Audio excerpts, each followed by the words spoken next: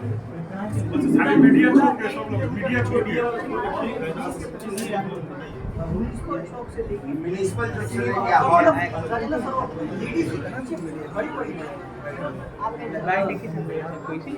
जो लेडीज का प्यार है ना भैया, वो देखना था तो इस गली में देखा जा सकता था। औरत जो था सिर्फ लोग भीड़ भाड़ में फॉलो नहीं सकता है। अलग पिक्चर को देख के लगता है कि भोजपुरी फिल्म में भी के जैसा जो डेवलपमेंट बिल्कुल है। मैं इसीलिए बोल रहा हूँ ना कि आप लोग प्लीज इस सिनेमा को देखिए, क्योंकि आप लोग देखेंगे ना तो शायद आप आईना है और आप इसको ज़्यादा बेहतर बता पाएंगे। क्योंकि जो चीज़ें बार बार जो हम सुनते थे ना कि अश्लील है, ये है वो है, उससे हम लोग भी हटना चाहते हैं। ऐसा नहीं कि हम उसी को परोसना चाहते हैं, नहीं ऐसा नहीं।